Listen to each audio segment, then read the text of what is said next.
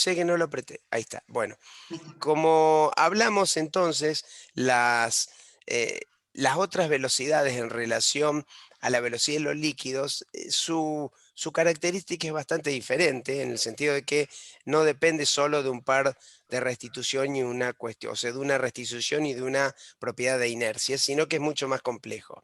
Como vemos, entonces depende de una cuestión gravitacional, depende de una característica de tensión superficial del agua y esto influye, claro, porque no es lo mismo agua dulce que agua salada. Y entonces ahí las propiedades hasta también podrían cambiar. Depende de la densidad, justamente por la sal también puede variar, del líquido, de la profundidad que tengamos de este líquido de agua, es decir, analizando el concepto de agua, ¿no? Pero en realidad sería para cualquier líquido. Nos concentramos en agua porque en general, como dije anteriormente, nuestro planeta está básicamente compuesto en agua y sobre todo su superficie o su superficie, digamos, por agua en general en los mares. Y ahí tenemos todos fenómenos ondulatorios.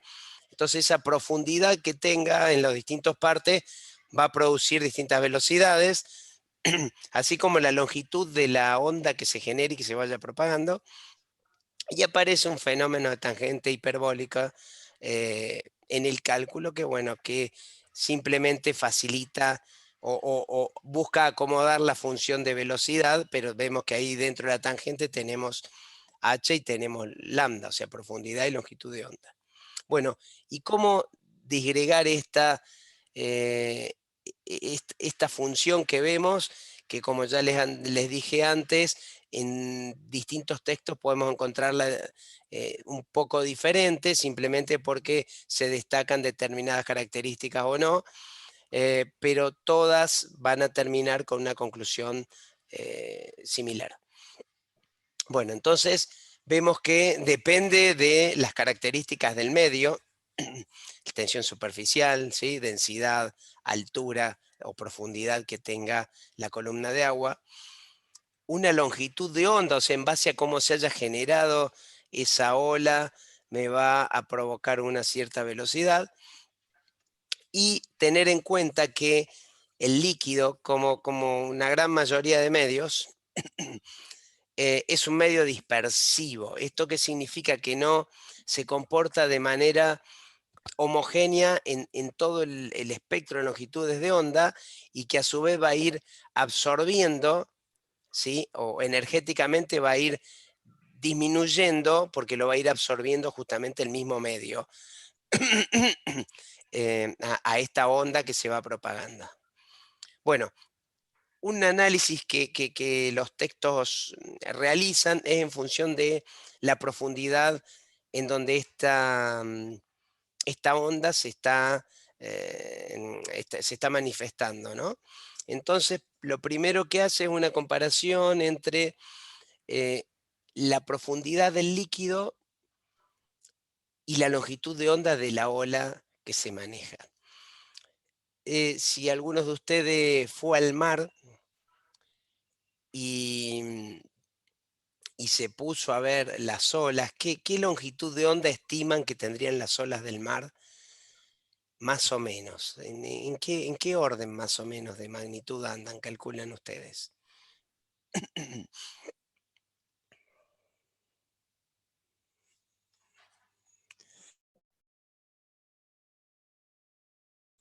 ¿Quién fue al mar? A ver, alguno tiene que haber ido.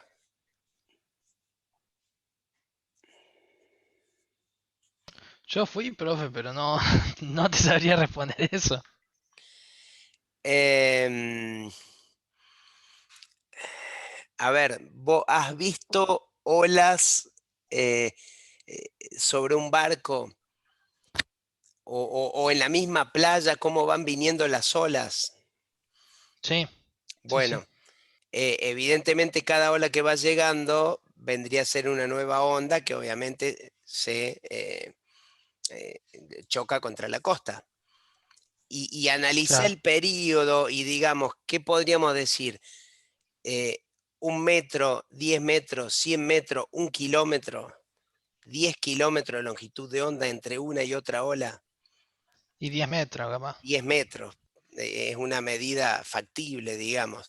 Es decir, vos si te vas a mitad y te pones a saltar olas, podés tener 10 metros, podés tener 100 metros de longitud de onda, digamos, yendo un poco más alta mar adentro, pero digamos, estamos en esos valores en lo que es la ola en un mar normal, digamos, ¿no es cierto? O sea, sin ningún fenómeno extraordinario. Bueno, si lo analizamos en base a esa longitud de onda, vamos a suponer 100 metros, si hacemos agua profunda, evidentemente H es mucho mayor, o sea, H podría ser 1000 metros, lo cual sería gran parte de los océanos, porque el promedio de los océanos creo que está como en 4000, y obviamente que hay partes de cerca de 10.000, pero en realidad, digamos, lo que es alta mar, estaríamos en estos criterios, digamos, ¿no es cierto? Em, de hecho, fíjense que normalmente las profundidades de lo que es zona marina me parece que no llegan o sea, la zona limítrofe, digamos, que se considera las 200 millas, no son profundidades muy altas, deben andar por los 100, 200 y después vienen los alud, donde sean las profundidades mayores, como la del submarino, ¿no? El San Juan, que quedó aparentemente ahí. Bien, entonces, para aguas profundas, es decir, la longitud de onda mucho más chica que esa profundidad, ¿cómo actúa la fórmula en cuanto a tendencias? Bueno, veamos el primer término la tangente hiperbólica, y si h es mucho mayor que la longitud de onda,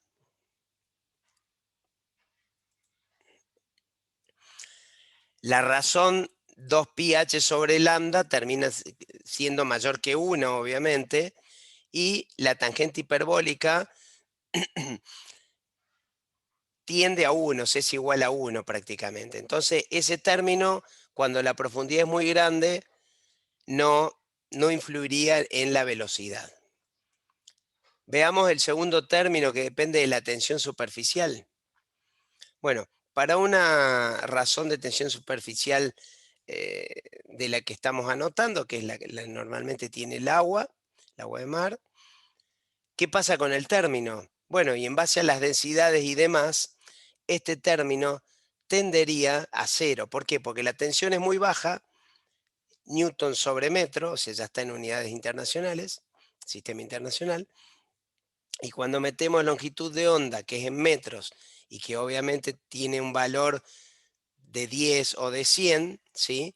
Bueno, y agreguémosle la densidad, nos va a terminar dando un valor bastante, la densidad suele ser 1, un valor que tiende a 0 para este caso de longitudes de onda. Es decir, termina siendo a velocidad, a profundidades importantes, que la velocidad depende de g, o sea, de la gravedad, ¿sí? Y obviamente de su longitud de onda, ¿no? Bueno, esto entonces para aguas profundas es una característica, es decir, las velocidades estarían dependiendo de la gravedad. ¿Y por qué? Bueno, porque la gravedad influye en el peso del agua, ¿sí? En masa por gravedad. Entonces, evidentemente, toda esa gran columna de agua está generando una característica en cuanto a la velocidad del fluido. Ahora bien, ¿qué pasa en aguas poco profundas? Es decir, cuando nos acercamos a las costas, ¿sí? O cuando trabajamos eh, en zonas, en piletas poco profundas o con líquidos poco profundos. Bueno, ahí también podemos hacer dos diferencias. Una es cuando las longitudes de onda son mayores a 20 centímetros y otras obviamente cuando son menores. ¿Por qué 20? Bueno, obviamente es una aproximación, con 30 también podría ser. Lo que me está diciendo es que como la profundidad es poco, si hay una relación similar entre longitud y profundidad, yo entonces tendería la velocidad a depender de otros factores. Obviamente el cambio nunca va a ser justo, es decir, siempre va a haber una tendencia, pero bueno, lo que estamos haciendo es marcar tendencia. En ese caso, ¿qué sucede con la tangente hiperbólica? Bueno, la hiperbólica tiende a ser igual a 2 pi h sobre lambda, la tensión superficial tiende a 0, y entonces nos queda que ya la velocidad depende algo gravitacional y algo también de esta altura, digamos, la longitud de onda se cancela, o sea, de la altura y de la gravedad, es decir, raíz de g sobre h. Estas son las verdaderas ondas gravitacionales, ¿sí? Que vamos a tener dependencia exclusiva de este factor. Por último, ¿qué sucede cuando las longitudes de onda son pequeñas? ¿Sí? Bueno, cuando las longitudes de onda son pequeñas, en relación a la profundidad, la tarjeta hiperbólica tiende a 1, este valor tiende a 0, y nos va a quedar que depende de la tensión superficial. Entonces, para pequeñas profundidades, poder alterar la tensión superficial puede ser un tema interesante, y ahí acá aparecen cuestiones de laboratorio. Si yo voy a trabajar en laboratorio simulando cómo se manejan las ondas, me va a convenir trabajar justamente modificando esta tensión superficial, o en todo caso buscar un líquido que tenga una tensión superficial diferente para de esa manera poder analizar cómo se comporta la velocidad. Porque recuerden ustedes, el fenómeno ondulatorio es el mismo, lo que va a cambiar es la velocidad de propagación dentro del medio que yo estoy manejando. A estas se le llaman ondas capilares o de rizado justamente por el concepto de tensión superficial. Entonces, bien, como resumen, tenemos en las profundas, que depende de G y de la longitud de onda, y en las poco profundas tenemos las capilares y tenemos las gravitacionales. Fíjense que en el primer caso de las profundas, G estaría dependiendo de la gravedad, o sea, las mareas y todo eso habría una relación en este aspecto, ¿no? Bueno, algo interesante, independientemente de las partículas, ¿alguien fue a pescar alguna vez? Supongo que sí, más fácil que ir al mar todavía, ¿no? Más en esta zona. Sí. Cuando van a pescar y está la boyita, ¿alguien me puede decir qué movimiento hace esa boya mientras está esperando por una víctima a que coma, a que muerde el anzuelo? ¿De sub y baja? ¿Es sube y baja el movimiento?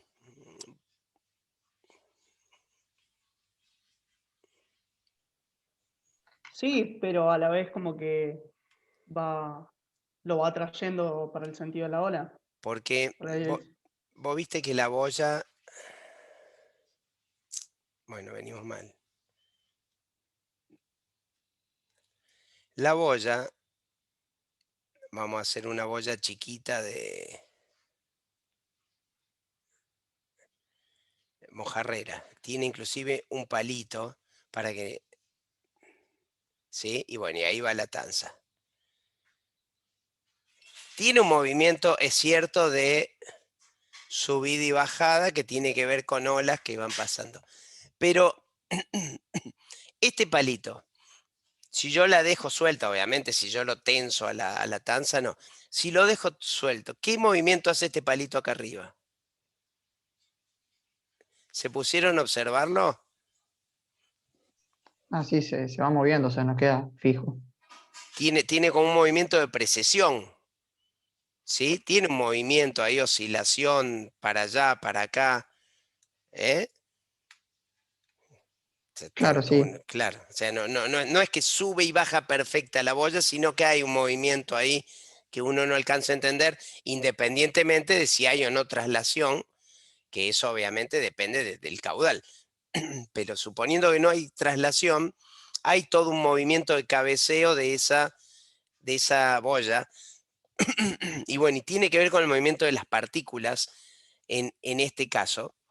A ver, todo depende cuán profundas sean las aguas, pero en realidad el movimiento de las partículas de agua hace una especie de círculo que obviamente va a girar en el sentido en que avanza la onda. Es decir, como la onda está yendo para allá, bueno, yo veo un giro de este tipo.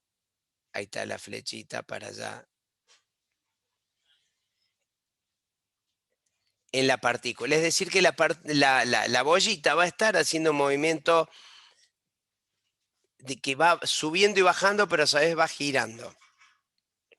Y este movimiento se va reduciendo a medida que yo me voy metiendo más en profundidad en la superficie del el mar. Evidentemente, cuando yo me fui muy profundo, ya prácticamente no tengo ningún tipo de oscilación de movimiento de partículas. Hablando de este tipo, puede haber obviamente fluidos, flujos que hay y demás, pero no tiene nada que ver con esto. Bueno, este movimiento, y en lo que es aguas poco profundas, lo que sucede es que este mismo movimiento tiende a achatarse. Es decir, va yendo más para los costados, ¿sí?, que hacia arriba, y obviamente se va achicando también hasta que llega al fondo, que evidentemente en el fondo nunca podría ir para abajo, así que acá va a tener a lo sumo un movimiento de este tipo, que de hecho sucede muchas veces, ¿sí? Cuando uno ve en el fondo un líquido muy transparente y tira una piedra, la ve que se mueve y evidentemente hace un movimiento horizontal porque no puede ir para abajo. Bueno, esa es una característica que tienen los movimientos fluidos. ¿Y esto a qué se debe? Bueno, se debe a que cuando la onda va sucediendo, como el fluido tiene la capacidad de ir, no es rígido, evidentemente se va deformando, entonces a medida que se va produciendo el bache de agua, ¿sí?, como sucede acá, cuando se produce un bache de agua, inmediatamente el fluido tiende a equilibrar, entonces tiende a llenar ese bache de agua con agua, ¿sí? Y al llenar ese, empieza a bajar del otro lado y así va constantemente llenando el fluido. Entonces, este movimiento que estoy viendo es el movimiento que va provocando la partícula, ¿sí?, así no se mueva todo a lo largo eh, del caudal, porque evidentemente tengan en cuenta algo, si no hubiese un caudal, si simplemente está quieto, es una pileta, yo voy a tener entonces un movimiento de partículas circular, ¿sí?, sin traslación de materia, que es la definición propiamente de una onda. O sea, una onda no traslada materia, traslada energía y la materia se queda oscilando en un determinado espacio, ¿sí? Lo mismo pasa con la cuerda yo muevo, la partícula sube y baja, pero nunca se me va a ir a la punta de la cuerda. En el caso del sonido pasa lo mismo, o sea, la partícula va y viene, pero no es que la misma partícula que yo largué es la que vas a recibir vos. Y acá sucede lo mismo. ¿Cómo es la energía de una onda en la superficie? Bueno, a ver, ¿por qué analizar la energía? Bueno, evidentemente la onda, ya hemos dicho, es un mecanismo de transmisión de energía. Hay un análisis muy simplificado que obviamente lo que hace es interpretar esa onda como un triángulo, ¿sí? Y entonces calculamos el volumen de ese triángulo, que obviamente va a ser el área, ¿sí? O sea, la altura esta A por la longitud de onda sobre 2, entendiendo que tengo media longitud de onda, ¿sí? Y como es el área, es base por altura sobre 2. O sea, base, mejor dicho, base por altura sobre 2. Entonces, el volumen que yo tengo de esta área, digamos, ¿sí?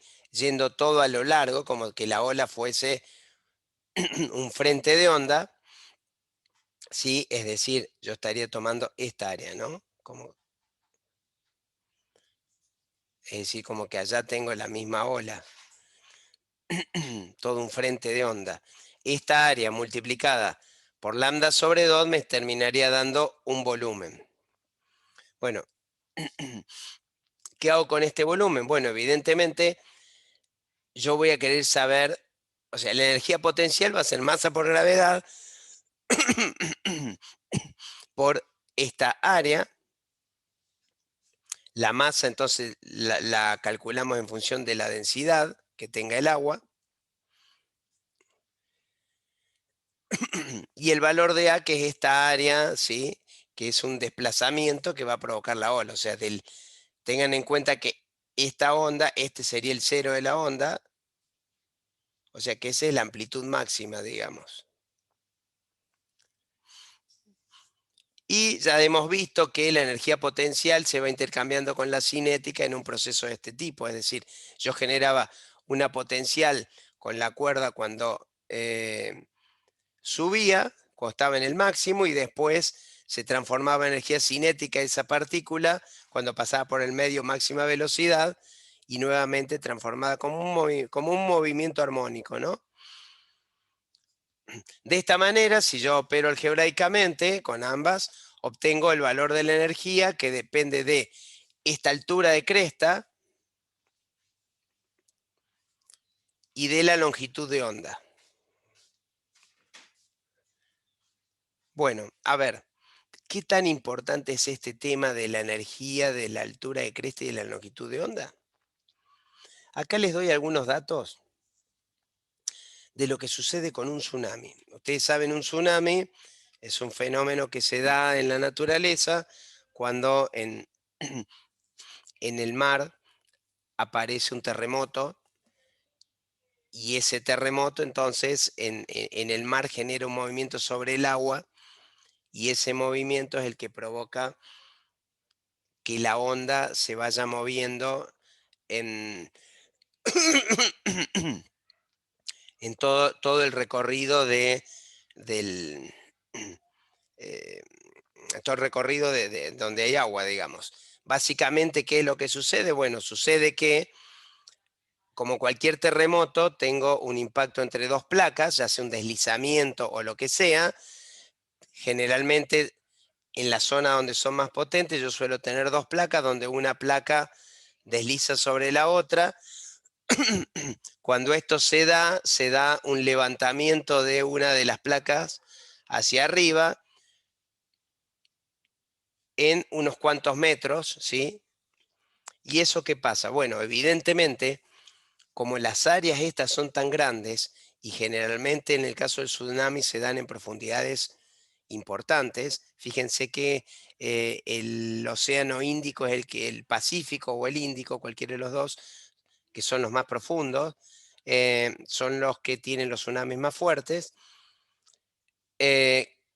Cuando se da un terremoto y una de estas placas es elevada hacia arriba en un buen tramo de área, evidentemente, vamos a suponer que apenas se eleve 2 metros de altura esa placa, un terremoto importante, pero la gran superficie de la placa es de varios kilómetros cuadrados, entonces todo ese kilómetro cuadrado es un pistón que empuja, vamos a suponer que se hace a 5.000 metros de altura, o sea, empuja kilómetros cuadrados de agua por 5.000 metros de altura todo hacia arriba.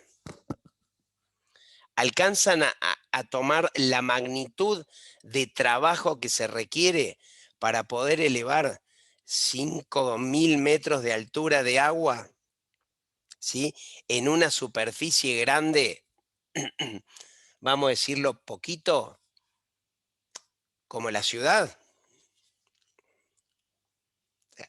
Impresionante. Bueno, eso es lo que provoca el tsunami o el inicio del tsunami. Es decir, haber desplazado una columna de agua grande hacia arriba, ¿sí? Así sea 2 metros, y a partir de ahí entonces esa agua que obviamente se desplazó va a tender a acomodarse. ¿Qué sucede? Que justamente por lo que estamos analizando acá en física, cuando yo levanto esa cantidad de agua, yo estoy generando una fuente de excitación de una longitud de onda importante, porque para tener esa cantidad de metros cuadrados, la longitud del pistón que levanta, digamos, la roca, la parte que se levanta, es grande. Entonces tengo una longitud de onda grande, con una altura que puede ser chica, ¿sí? Pero una profundidad importante. Entonces la velocidad a la que se va a mover ese tsunami en alta mar es altísima, 800, 570, imagínense, kilómetros por hora. Su longitud de onda, si ustedes lo observan, es muy grande en caso de tsunami, 400 kilómetros, 100 kilómetros. Pónganle más chicos, 50 kilómetros, ¿sí? Entonces, lo que tenemos es una onda con una longitud de onda, ¿sí? Lambda igual a 200 kilómetros.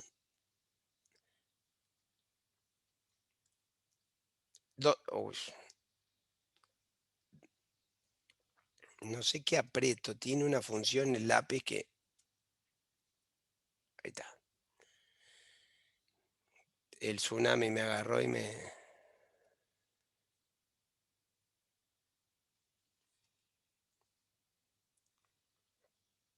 No, ¿dónde tengo para...? No distingo bien para borrar.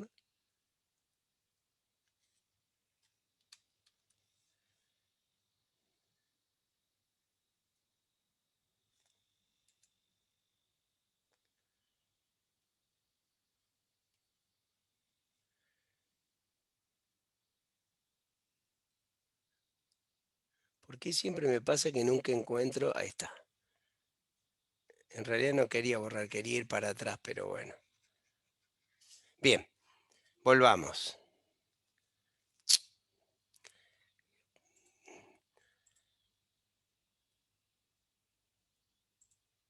El tsunami me agarró y me destruyó la pantalla.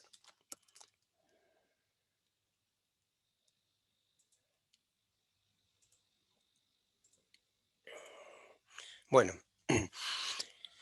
aquí radica entonces la peligrosidad, y siempre me gusta mostrarlo porque realmente es asombroso. Es decir, las olas normalmente, como hemos visto, son del orden, pueden ser muy grandes, habrán visto en documentales olas de 10, 15 metros de altura en mares bravos, pero en longitudes de onda corta, es decir, 100 metros, ¿sí? Lo cual su energía termina siendo baja, pese a que me pueden tumbar un barco. Eh, ¿Pero por qué? Porque un barco tiene más o menos el mismo tamaño. Entonces, si yo tengo un barco que tenga 100 metros, si tengo una onda que más o menos tiene la misma distancia y su altura es aproximadamente la del barco, evidentemente este barco sí que va a estar perturbado con una onda de este tipo y se va a estar moviendo. Ahora, ese mismo barco de 100, o vamos a poner uno más grande todavía, estos barcos grandes de 400 metros, ante una onda de propagación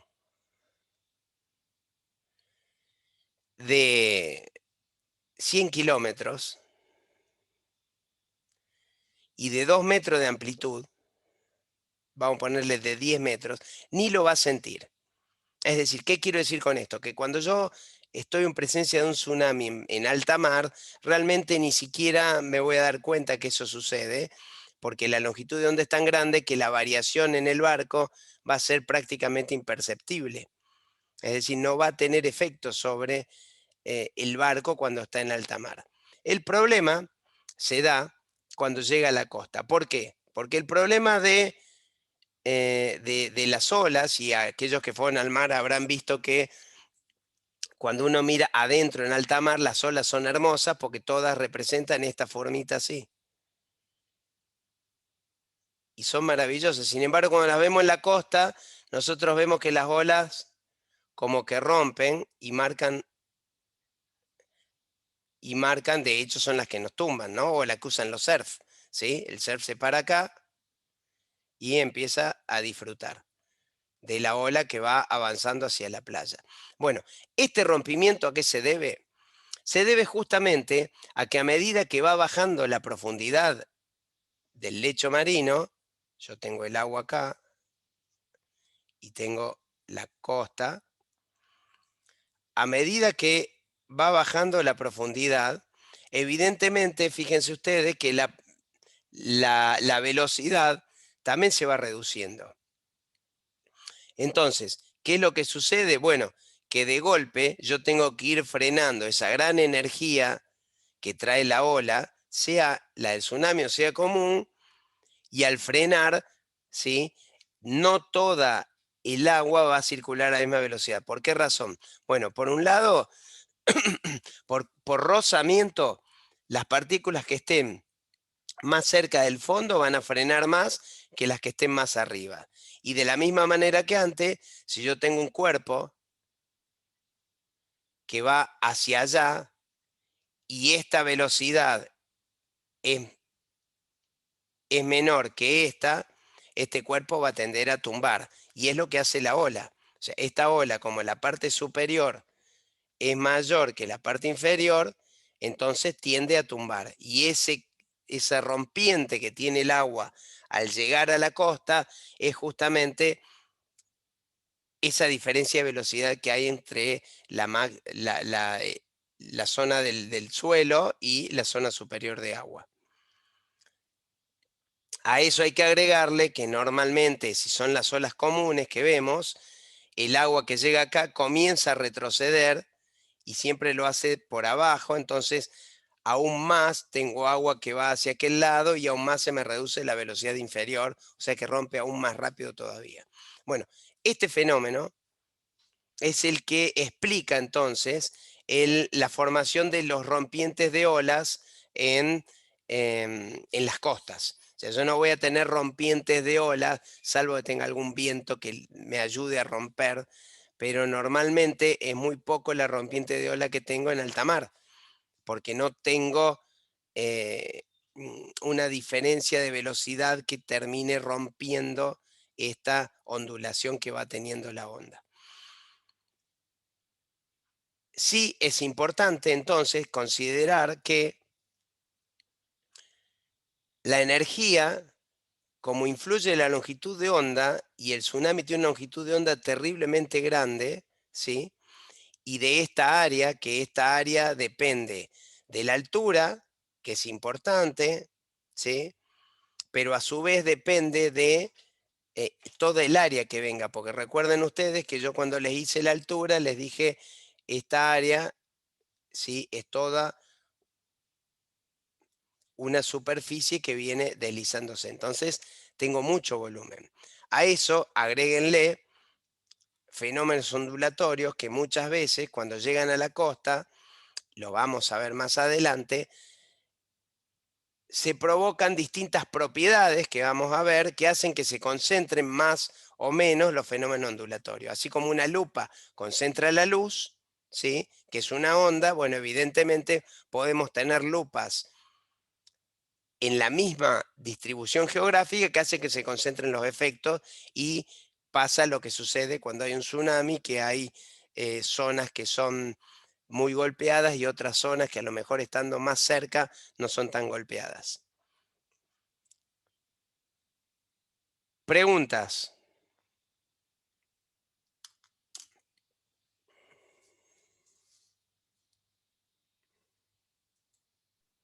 Por ahora no. Bueno, hablando del tema energético y de los tsunamis, les voy a mostrar un video que dura un poco, pero la verdad que a mí me fascina verlo. que habla de el último, el más devastador tsunami que ha habido en la última, en la década anterior, digamos, en el año 2011, sobre las costas de Japón. Ustedes saben que Japón está en una zona muy propensa a todo lo que es tsunamis y terremotos, ¿sí? De hecho, ellos están muy preparados en el tema y hay todo un estudio de cómo ir defendiéndose de este aspecto. Y vamos a ver cómo acá una ola que llega muy de a poco, con una longitud de onda que justamente es muy larga, en una bahía que evidentemente está potenciando algún efecto, porque no está, no está sobre la costa directo, digamos, no es el mar.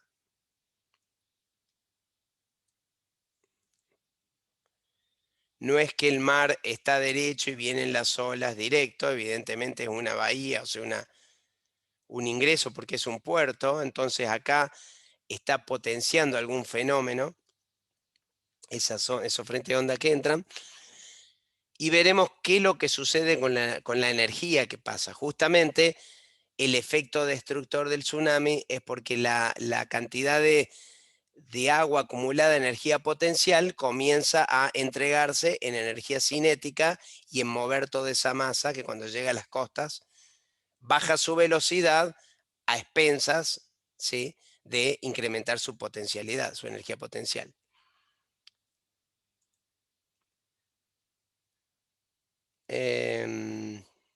¿Dónde lo tengo el video ahora?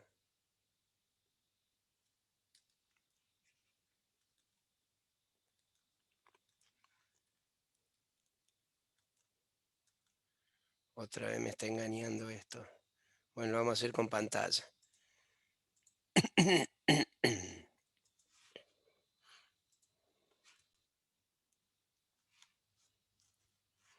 ¿Están viendo el video ahí?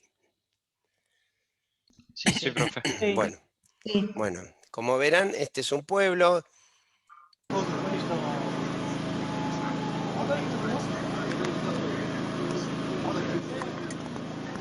Aquellos que hablen japonés, si quieren yo se los traduzco, es bastante simple. Algo así como la que lo tiró, que viene allá lejos.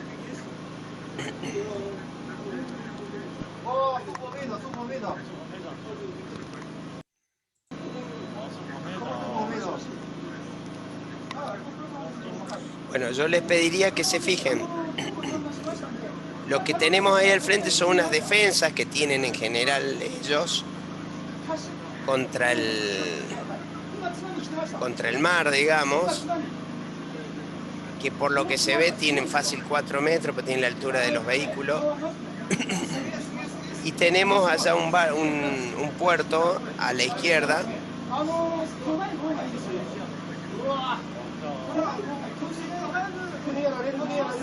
Algo que dicen y que de hecho es anecdótico en este...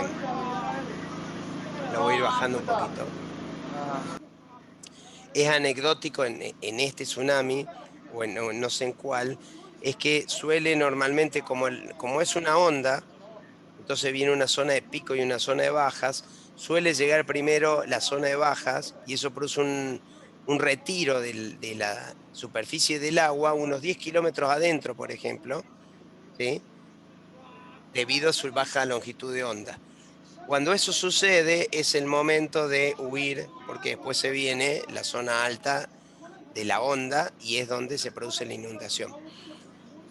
Y de hecho ha habido, no recuerdo qué país, que una niña turista extranjera de 10 años, cuando vio eso, lo había estudiado en la escuela, anunció y todo el mundo le creyó a la nena y salieron corriendo todos. Fue uno de los pocos lugares donde salvaron todos los turistas de una gran catástrofe de muertes, que de hecho las ha habido en otros lados. Fíjense cómo comienza a arrancar los barcos. Cuando uno no ve gran potencia como si fuese de agua, no se ve la potencia que uno vería a lo mejor en un río de sierra por la velocidad inicial. Justamente lo que tenemos acá sí es una gran cantidad de agua. Y ahí está la energía potencial que provoca el arrastre, ¿no?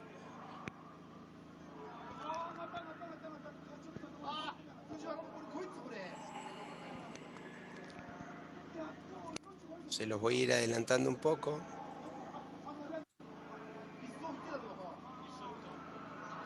Ya está prácticamente el puerto anegado. Recuerdan ustedes que en la bahía esta, en esta zona, no había agua. Los gritos son imperdibles, ¿no? Se los voy a dejar Hay que porque estar ahí. a mí me encanta, sobre todo porque son en japonés. Yo no puedo creer que haya gente circulando en auto, es una cosa increíble. Y tiene que ver con que no le esperaban tan grande, por eso fue catastrófico.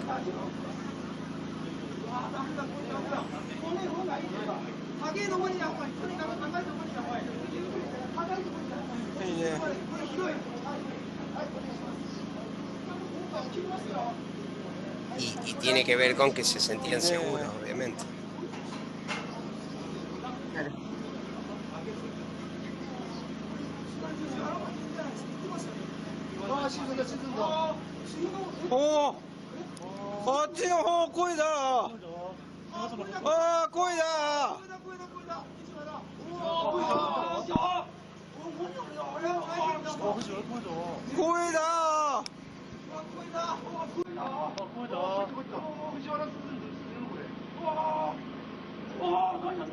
Es muy parecido al cordobés.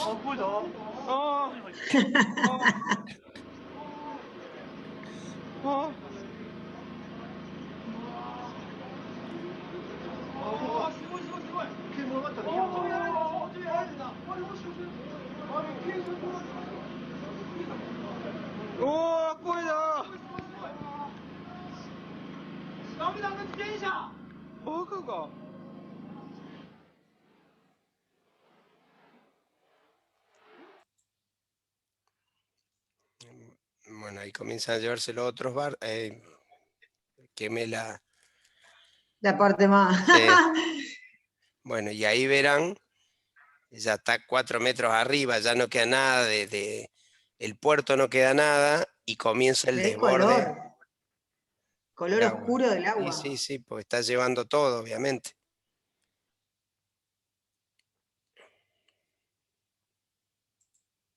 No, no es que se quedó mudo el locutor. Fíjense cómo una vez Deben que haberlo cortado. Deben haber desborda, editado. ahí te das cuenta de la energía que trae eso, porque desborda de una manera que es imposible de sostener. Bueno, el tema de se lleve las casas tiene que ver con que la construcción allá es mucho más liviana, ¿no? No es que es mampostería como la nuestra.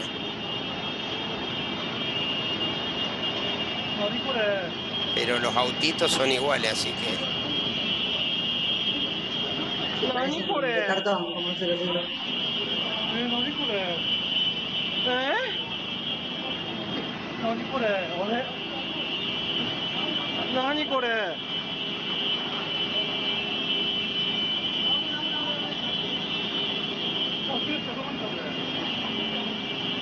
Ese barco.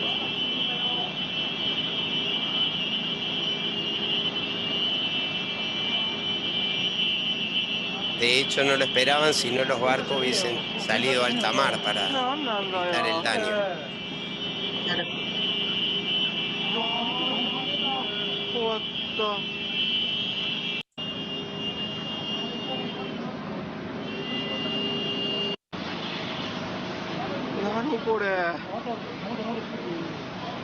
Continúa creciendo la onda todavía.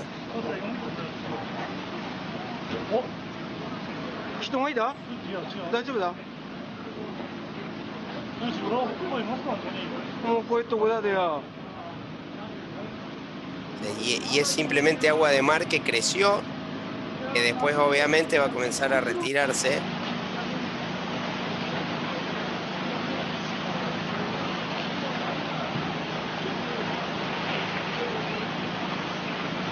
ya prácticamente no hay más defensa, como verán. なんなのやこれ。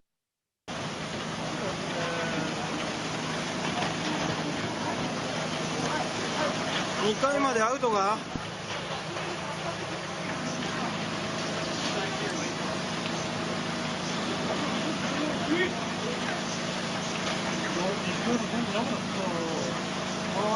家にだっけ。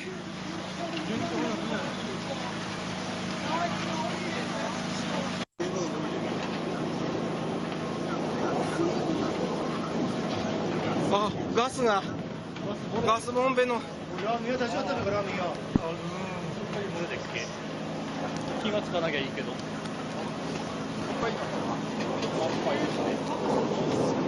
なんなのやこれ。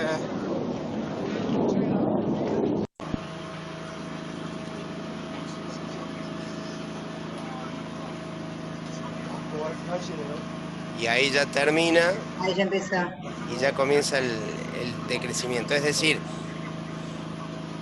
el video dura 15 minutos, o sea que el tiempo que demoró es ese en llegar desde el bajo hasta el alto, o sea, en un cuarto de ciclo, la onda de agua.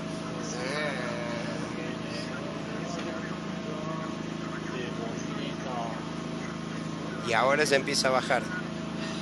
さ向けますよね。スネヒーだと全スネヒーだ。これこういうテープを開けなきゃ逃げないんですよね。 Si es que no toma algo por ahí. 撮ってました。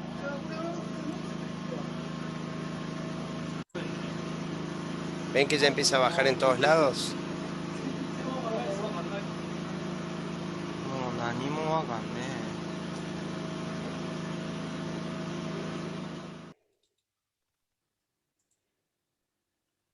Bueno. A lo mejor los aburrió a mí, la verdad que me atrapa ver ese video por la energía puesta en manifiesto, que es realmente muy grande. Bueno, este tsunami ha generado mucho desastre en ese momento en Japón, por eso están recordados y van a ver videos, si lo buscan en YouTube, a patadas. Como conclusión, entonces, ¿Fue el sí, último que hubo? no hubo después, a ver, creo que hubo otro grande también, pero este fue el más grande de todo y el que los agarró, les destruyó mucho. En realidad, tsunami hay siempre varios por año, digamos, de la misma manera que hay terremotos varios por año, acá en la zona de la cordillera nuestra inclusive. O sea, movimientos y terremotos hay constantemente. El problema es cuando son muy grandes. Entonces, obviamente, la energía puesta en juego, este de Japón creo que fue del orden, el terremoto del orden de 9, en la escala, que no sé cuál es la escala que se usa, no recuerdo el nombre ahora, pero que ya 9 es realmente muy grande. En Argentina hemos tenido terremotos de 8 y algo, y bueno, y son catastróficos. El problema del mar es justamente que depende también de las características del suelo, entonces depende a dónde se dé el epicentro, puede llegar para distintos lados, porque obviamente se mueve como todo fenómeno ondulatorio y va dependiendo de las características del suelo. El último que hubo grande que se había dado en esa zona, me acuerdo que lo esperaban en Chile, por ejemplo, que habían evacuado la zona costera de Chile por temor a la energía. ¿Por qué? Porque si bien se va disipando por una cuestión de lo que ya hemos visto, de la intensidad con el cuadrado de la distancia, o sea, a medida que yo me voy agrandando en mi diámetro, evidentemente se va disminuyendo en toda esa área. Pero igual es tan grande la potencia que podía llegar a generar destrozos en la costa de Chile, habiéndose generado por Japón, digamos, ¿no? Y entonces iban midiendo y, por ejemplo, primero estaba la isla de Pascua, que está en pleno Pacífico, y bueno, y en la isla de Pascua, por cuestiones del suelo, evidentemente produjo dispersión o desvió esa onda hacia otro lado, que ya vamos a ver algo de esos fenómenos en próximas clases con Ana, no tuvo ningún efecto importante. Y en Chile, afortunadamente, pasó lo mismo. Las características del suelo hicieron que vaya, en vez de provocar un aumento de esa longitud de onda, se atenuó. Pero bueno, es un comportamiento puramente ondulatorio. Todo el estudio de lo que es tsunamis y lo que es terremotos pasa por ahí, por cómo se transporta esa onda de energía a través de el suelo, en el caso del terremoto, digamos, y bueno, y dependiendo de las características que tenga el suelo, va a tener distintos efectos, digamos. No es lo mismo que se propague en suelo arenoso que en suelo rocoso, donde uno tiene mayor elasticidad que otro o mayor densidad, digamos. Y bueno, esto, lo que hemos visto entonces es un poquito el resumen completo de lo que es ondas mecánicas, que si bien no lo necesitamos desde el punto de vista de la ingeniería electrónica como tal, ¿sí? A ver, o de última, es de injerencia más para ingenieros mecánicos o ingenieros civiles, pero tengan la plena seguridad que como electrónicos, en realidad casi que debemos saber ingeniería o por lo menos fenómenos físicos de todo tipo, porque después va a decaer en ustedes el poder detectarlo, el poder encontrar algoritmos para medirlos y en poder inclusive hasta procesar o actuar en consecuencia sobre distintos fenómenos naturales. Así que bueno, el comportamiento en líquidos es de este tipo, lo analizamos a agua porque es bastante más estudiado, pero para otros líquidos sucedería algo parecido, digamos.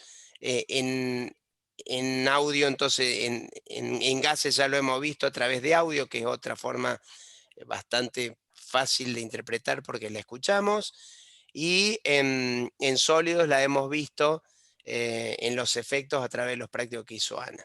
Es decir que acá cerraríamos lo que es la propagación en medios materiales, ¿sí? Por lo menos de ondas mecánicas. Preguntas.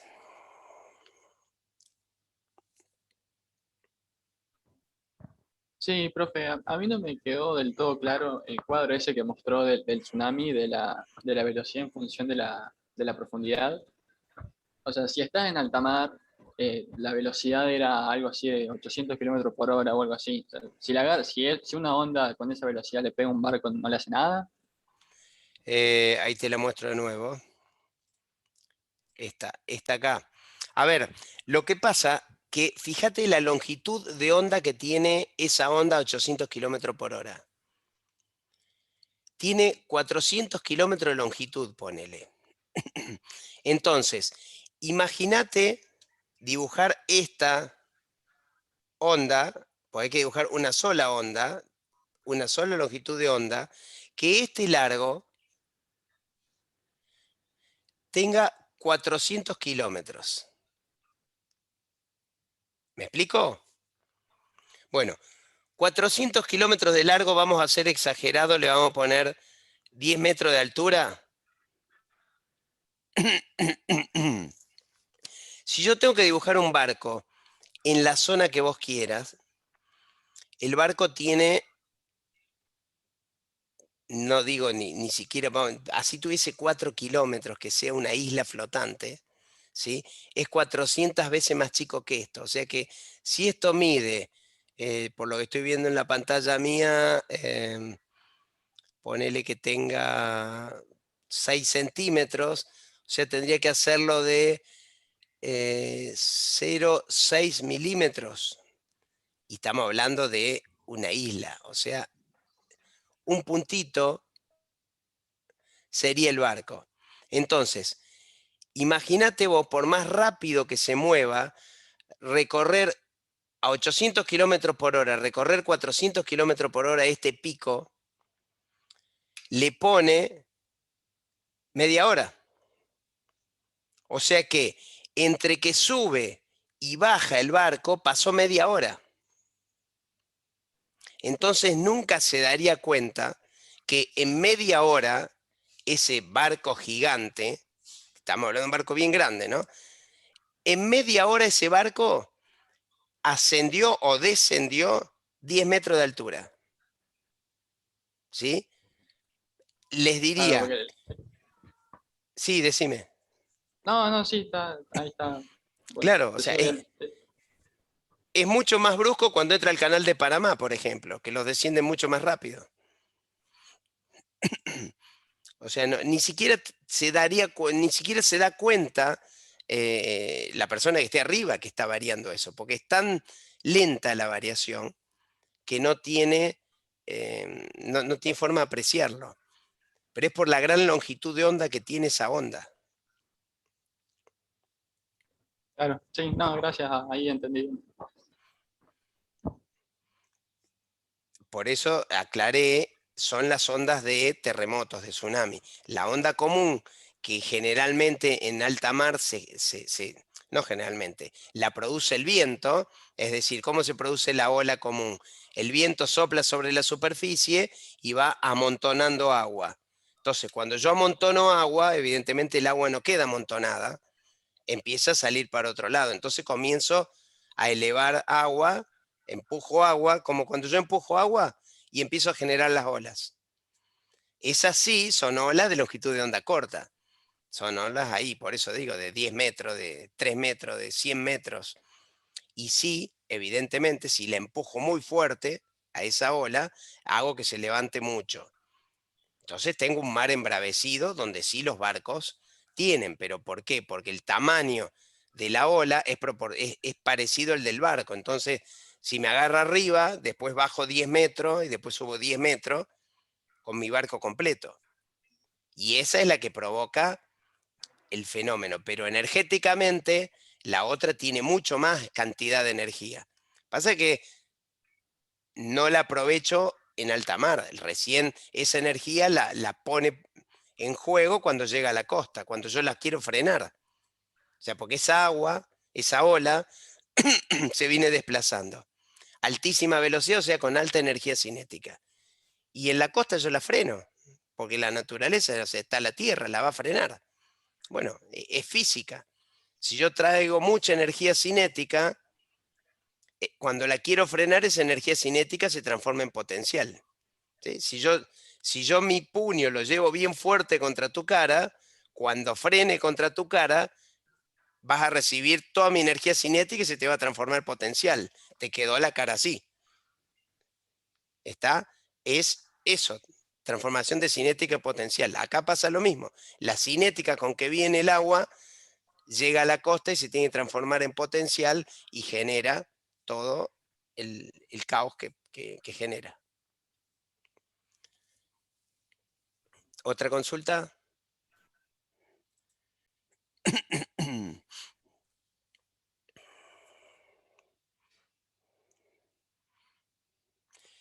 Si les parece, nos tomamos 10 minutitos. Hacemos, son las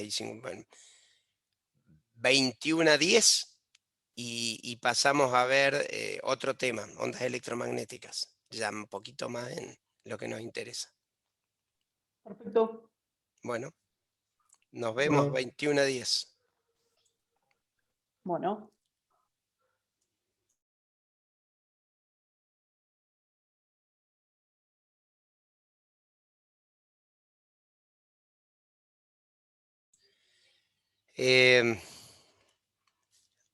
Fíjense esta frase. Llegó el momento de la literatura y la poesía en física. Pero habla de fórmulas matemáticas y se tiene una existencia independiente y una inteligencia propia. Y agrega que son más sabias que nosotros, dice. O sea, está hablando de una sabiduría importante, más sabias incluso que sus descubridores. O sea, que ya es gente sabia. Obtenemos más de ellas de los que ponemos en ella. O sea, ¿De qué habla? Bueno, yo ya les dije el tema, pero ¿se alcanza a comprender lo que está diciendo sobre esto? Esto lo dijo obviamente Don Hertz, perdón, hablando de las ecuaciones de Maxwell. Y bueno, claro, yo recién ahora caigo en la ficha de que ustedes vieron Física 2 el año pasado, y el año pasado por cuestiones de pandemia no se llegó a ver ondas electromagnéticas. O sea que voy a detenerme un poquito en esto. Cuando en Física 2 vemos onda electromagnética, en realidad se las menciona, tampoco es que se ve tanto. Se habla de la maravilla de lo que representa esto, es decir, fue el desarrollo de estas ecuaciones una revolución en cuanto a que permitió explicar de manera completa todo el electromagnetismo. Y esto, bueno, a ver, en Física 2 vimos justamente el electromagnetismo, es decir, empezamos viendo cargas, empezamos viendo esos fenómenos de que producía la carga del campo eléctrico, después empezamos a ver, a mover esas cargas y qué pasaba con esas cargas en movimiento, y empezaba a haber una corriente, y después se empezó a generar, había campos eléctricos, y también apareció la inducción magnética, y empezaron a haber campos magnéticos, y bueno, y vimos un montón de teorías, un montón de formulitas, apareció Don Gauss por ahí, aparece Ampère, aparecen varios autores, cada uno formulando alguna solución, Faraday mismo, Maxwell, alguna pequeña solución a un fenómeno. Bueno, lo que hizo este genio realmente del electromagnetismo es tomar todas esas ondas, todas esas ecuaciones y relacionarlas entre sí. Eso que parecería ser poco relevante, puede decir, bueno, pero a ver, ya hubo otro que las pensó. Sí, claro, pero nadie pudo homologar todo en un mismo paraguas. Es decir, homogeneizarla para que al hablar de una yo pueda estar interpretando cómo funcionan las otras.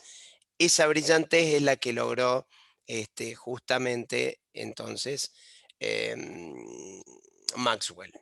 Bueno, entonces en Física 2, ¿qué es lo que más o menos se ve? Justamente la brillantez de Don Maxwell. Lo que se presenta es estas son las filminas sacadas de la teoría de Joaquino, que ahora las vamos a ir ampliando un poquito más, ¿sí? Pero básicamente, en realidad son muchas más ecuaciones, porque hay otras que están por debajo de esta, pero resumidamente se habla de estas cuatro, digamos, ¿sí? La ley de Gauss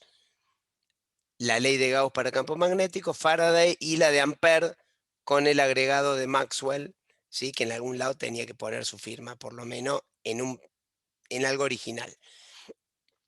Bueno, a ver, básicamente es una relación entre un campo eléctrico y un campo magnético. Recuerden ustedes,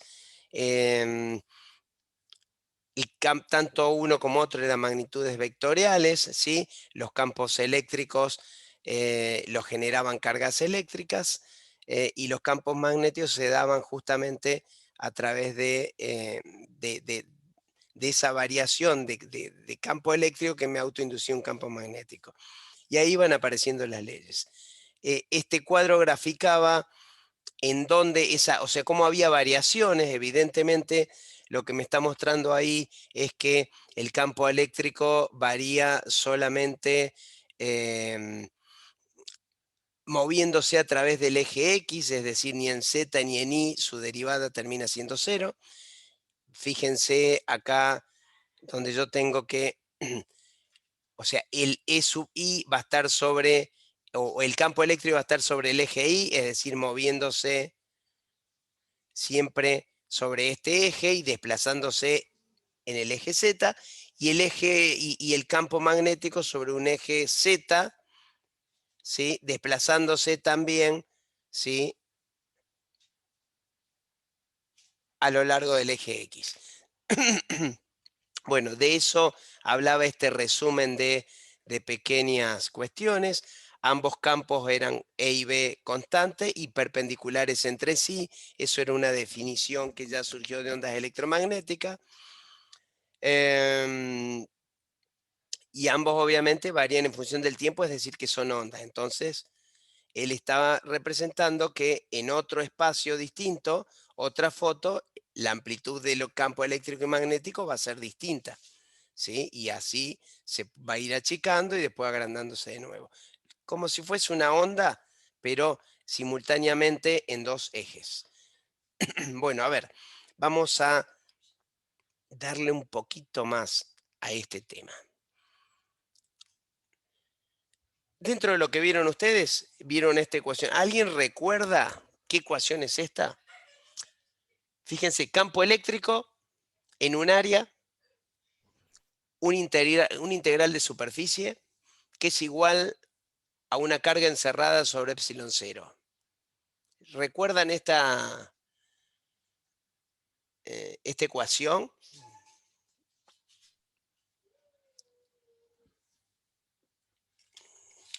La ley de Gauss por el campo eléctrico. Exactamente. También la podemos escribir de otra forma.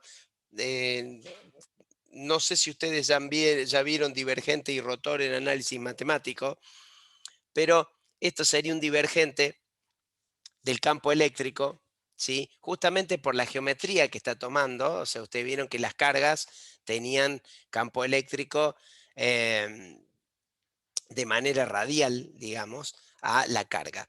Y dependía obviamente de la densidad, en este caso, con respecto a un epsilon 0, o sea, la densidad de carga, ¿no? Bueno, evidentemente es la ley de Gauss, ¿sí? Que es una de las leyes, es lo primero que vemos en física 2, que tiene que ver con las cargas. ¿Y qué característica tenían estas cargas? ¿Recuerdan ustedes? Para que funcione Gauss, lo primero que se decía era que tenían que estar quietas. Después aparece esta, que es el divergente de B, igual a 0. ¿Y esto qué me dice?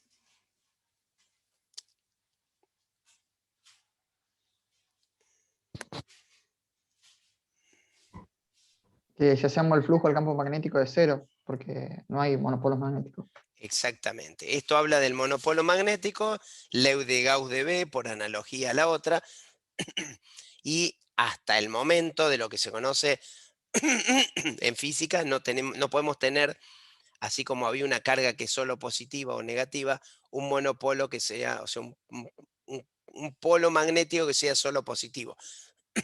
Por más que partamos ese imán, siempre va a tener un positivo y un negativo.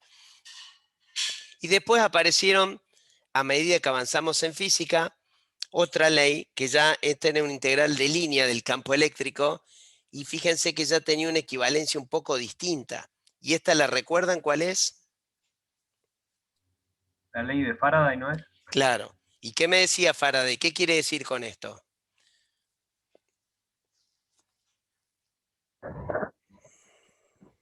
Que un cambio en el flujo del campo magnético induce una corriente. O Exactamente. una FEM, en realidad.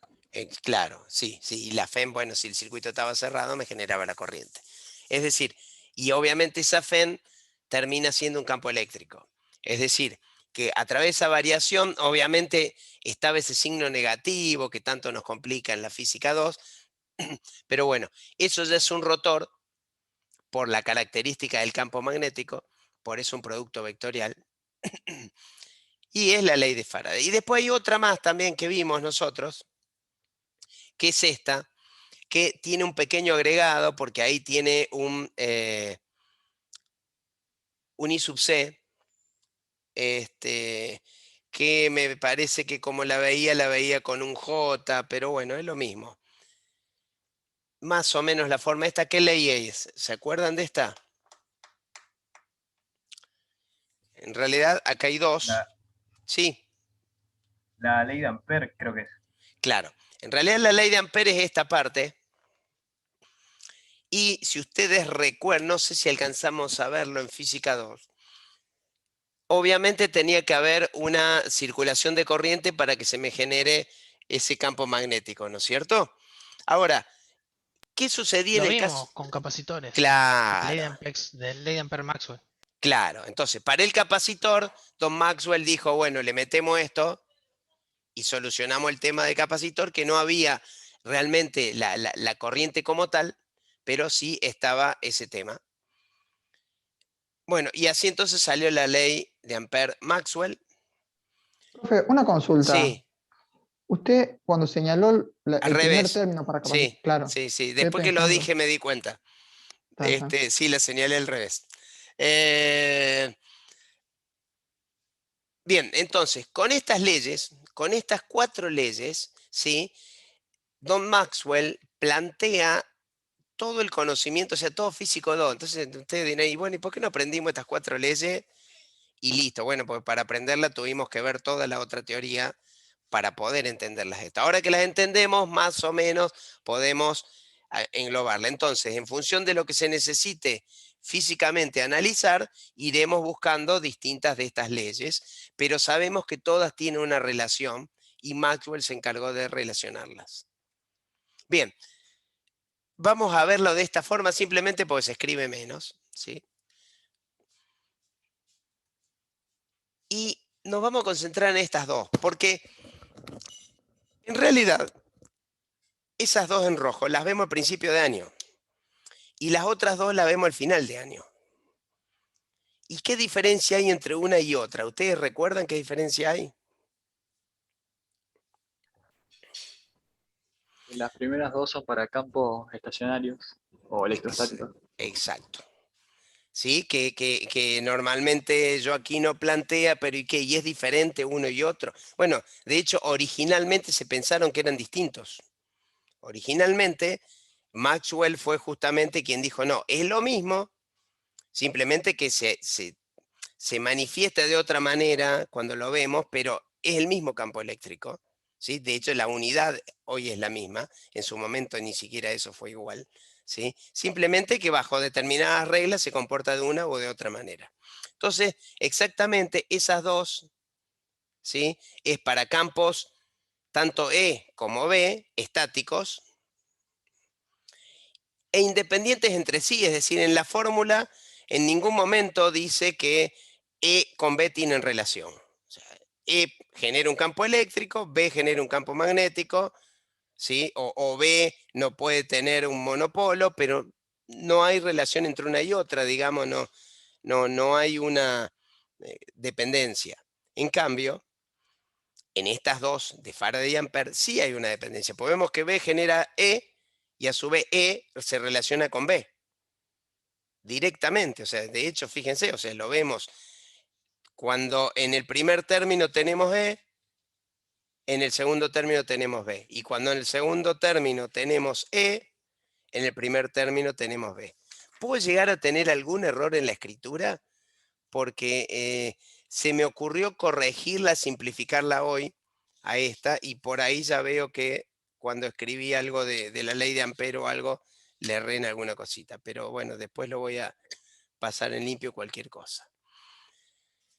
Y había otra característica que bien lo dijiste recién, dependen del tiempo, ¿sí? O sea, de hecho tengo una variación, tengo una diferencia.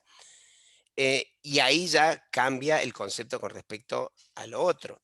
Y algo más, y hay una interrelación, ¿sí? O sea, la variación de uno me genera variación en el otro. Y aparte de ser una dependencia, una me genera una variación en otro. Hasta ahí entonces, física 2. Bárbaro, ya está con esto. Avísenme cuando tenga que rendir física 2. Maxwell aprobado. Eso sí, ríndanla este año, pues ya el año que viene el tema entra, ¿no? Bueno, ¿qué tengo ahí?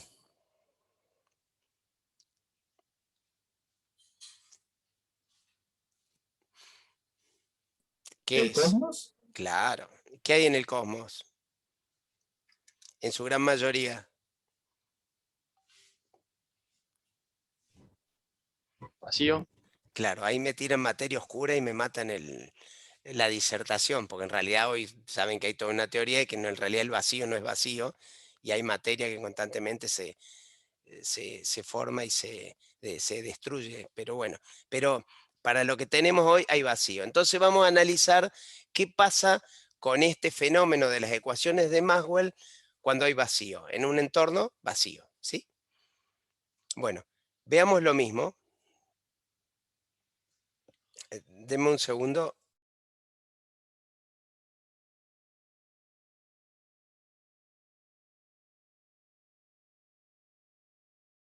Veamos qué pasa entonces con esto en un entorno vacío. Y a ver, ¿qué puede suceder en un entorno vacío? Por empezar,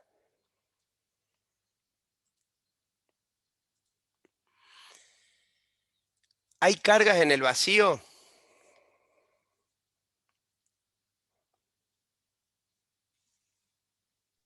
No, no tendrá sentido. No hay nada. O sea, si no hay materia, tampoco hay cargas, no hay nada, por lo menos lo que sepamos, digamos, ¿no?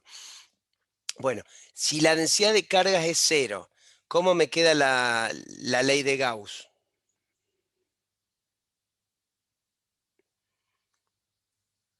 Cero. Cero, exactamente. Bueno, y por otro lado, la densidad de corriente en el vacío es cero.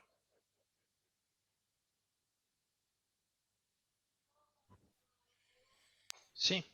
Porque no tengo conductores, ¿sí? Es decir, J es cero, por consiguiente me queda este término solo. Ahí me quedó RT, en realidad ambos dependen de R y de T. Sería distancia y tiempo. Por error me quedo en el de abajo nomás. Pero entonces ahora imagínense que no está este término, o sea, en realidad podría poner acá también R, T, como para que queden los dos parejos, y listo. Bueno, vamos a escribir de nuevo. ¿Qué ven ahí?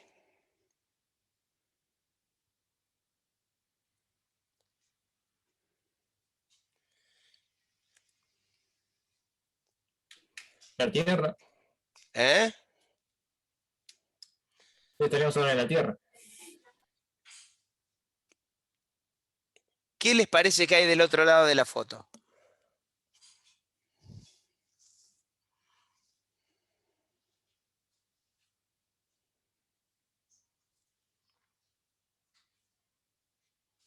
Yo Y le la otra mitad de eso, no sé qué es. Bien, está más inteligente que yo. En realidad, del otro lado sería la parte de atrás de ese edificio. Ese edificio es el Taj Mahal, que es es un mausoleo, algo por el estilo.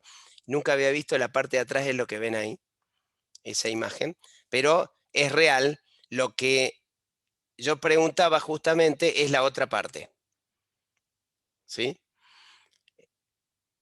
Y entonces, cómo ven la imagen de ese edificio? ¿Cómo la ven?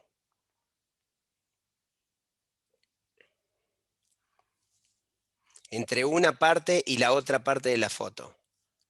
Simétrica. Es simétrica. O sea, hay simetría. ¿Y qué ven en las ecuaciones de Maxwell?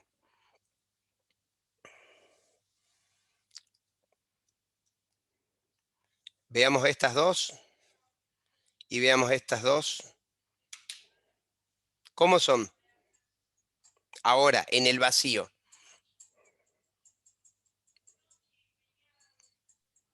También las dos de arriba tienen una cierta simetría y las de abajo. Claro, Sí, también. de hecho las dos de abajo lo único que cambiarían, digamos, si yo cambio E por B, es en esto, que ya sabemos son dos constantes, ¿no es cierto? O sea, cuando yo estoy en el vacío se da, si analizo las ecuaciones de Maxwell, una simetría que la verdad es maravillosa para la física, porque los físicos aman cuando las cosas dan, como todo ingeniero también, ¿no? Cuando nos da perfecto, todo bien armadito. Bueno, esto da bien armadito. ¿Y por qué puse yo en rojo unas y puse en verde otras? Bueno, en realidad, porque nosotros como vamos a analizar ondas ondas, fenómenos ondulatorios, y las dos ecuaciones en rojo hacían a fenómenos estáticos, entonces no nos interesa, y encima dan 0, o sea, no nos interesa trabajar con ellas.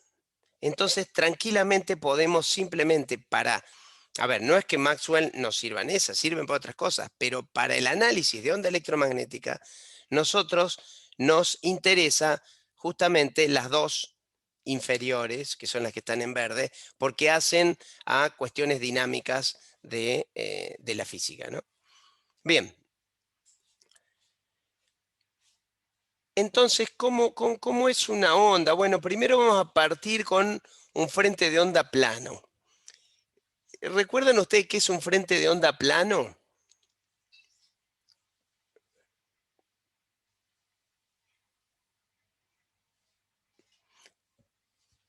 ¿Pueden visualizar un frente de onda plano? A ver, ¿recuerdan cuando en física 2 se veía un plano infinito? Y sobre ese plano que tenía una carga, vamos a inicio de física, ¿sí? Vamos a suponer que tenía carga positiva ese plano, ¿sí? Distribuida uniformemente. Entonces ese plano me generaba un campo eléctrico. Y ese campo eléctrico en el plano, ¿yo cómo lo graficaba?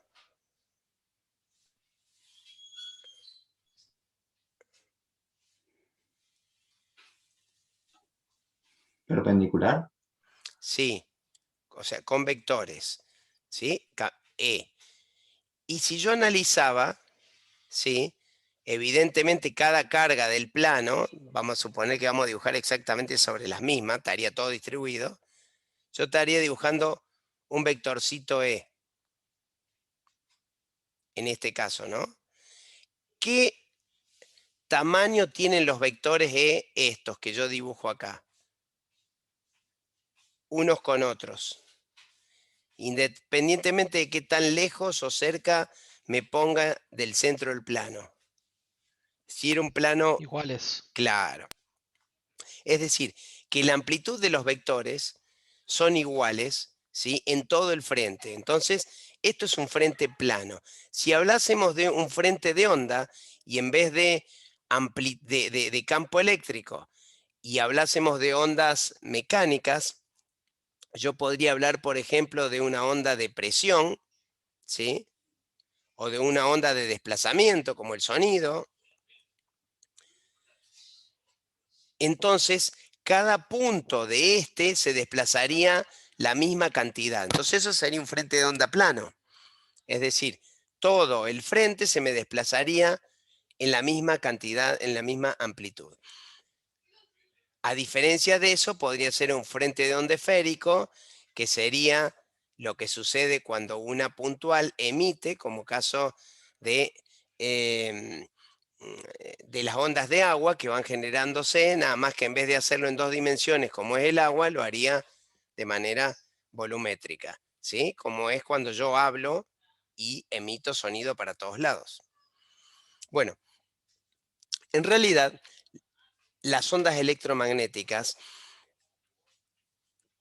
conviene empezar a analizarlo como un frente de onda plano. ¿Esto qué sería? Bueno, que yo voy a tener un frente de onda, ¿sí? De una onda electromagnética que van a estar en un plano perpendicular al eje Z, o sea, en un plano IZ, ¿sí? Pero desplazándose ese campo eléctrico sobre el eje Y, como lo vemos ahí. Es decir, ¿qué sería esto? Bueno, que si yo acá dibujase otro eje X al lado, tendría exactamente el mismo valor de E en este punto, y acá tendría, en este punto tendría el mismo valor, o sea 0, o sea acá estaría cruzando la onda y así. Es decir, yo tendría todo un frente de onda plano, así me vaya más abajo, ¿sí? En todo el plano XZ tendría el mismo valor de frente de onda que viene. O sea, si tengo en ese momento la máxima amplitud en X, por ejemplo, acá, a ver dónde tengo, bueno, ahí, vamos a suponer que es la máxima amplitud ahí. Si en este valor de X tengo la máxima amplitud, para donde yo me vaya en el plano IZ, voy a tener siempre máxima amplitud de campo eléctrico. Eso sería un frente de onda plano. Bueno, para no tomar todo ese frente de onda, me voy a concentrar en una sola, voy a tirar un plano, ¿sí? El plano IX, y sobre ese plano IX, en un eje Z, en un valor de Z determinado, voy a graficar, ¿sí?, mi onda de campo eléctrico. Y lo mismo voy a tomar sobre un plano ZX y voy a graficar mi campo magnético B, ¿sí? ¿Con qué característica? Bueno, como la ven ahí, en donde ambos están en fase, ¿sí? O sea, sus amplitudes están en fase. Cuando uno pasa por cero, el otro también. Cuando uno es negativo, el otro también. Considere que para este dibujo, el positivo de Z está acá al frente. Este es el positivo, o sea que allá es el negativo. Y el positivo de ahí está arriba y acá está el negativo. Y obviamente X, el positivo, está a la derecha. Bueno, esto, ¿cómo se vería cuando la onda se desplace? Bueno, les voy a mostrar en un... ¿dónde lo tengo?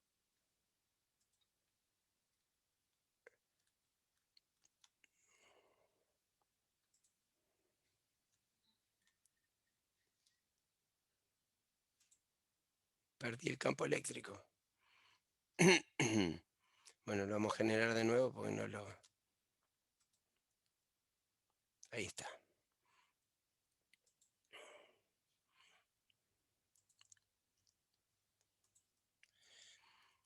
Bueno, ahí como verán, están viendo la onda de E y de B, el vector E en rojo, que se va desplazando a lo largo del eje X con una velocidad determinada. Simultáneamente se va desplazando el vector B a lo largo del mismo eje X con la misma velocidad. Ambos vectores están en fase, ¿sí?, en cuanto a la variación de la función de amplitud, y obviamente en planos desfasados 90 grados unos de otros. Eso es una onda electromagnética como tal.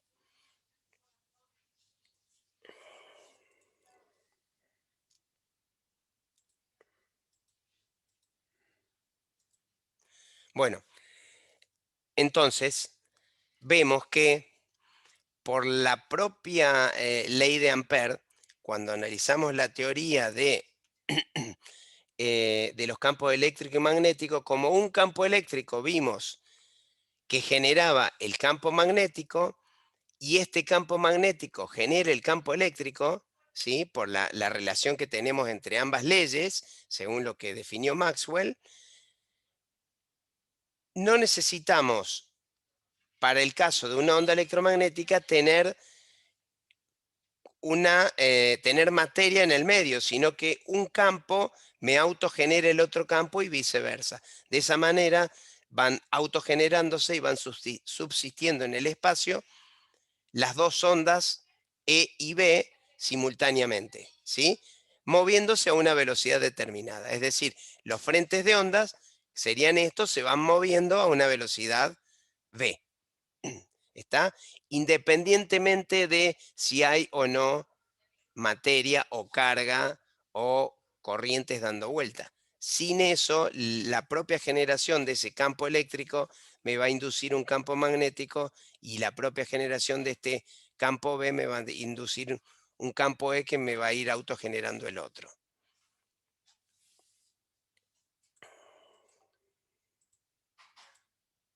¿Por qué no me pasa?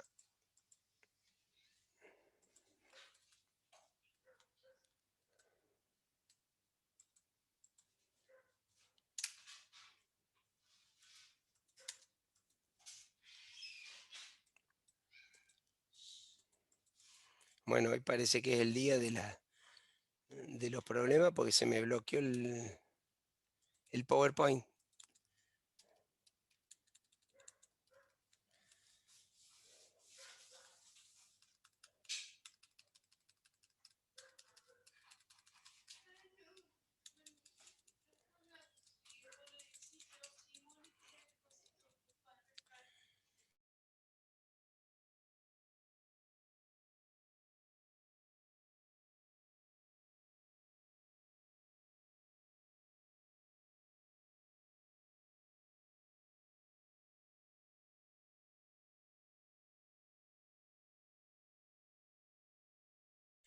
Porque se me bloqueó el PowerPoint.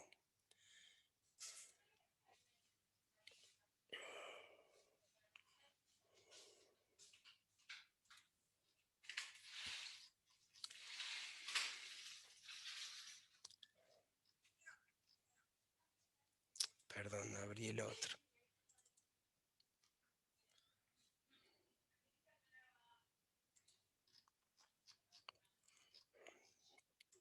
Bueno, entonces,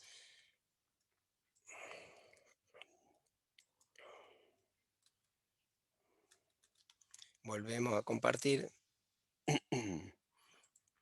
Y esto es lo que les decía, es decir, la presencia de un campo B termina generando un campo E. Y la presencia de ese mismo campo E me termina generando un campo B. Entonces, esta relación hace que se autogeneren ambas y de esa forma va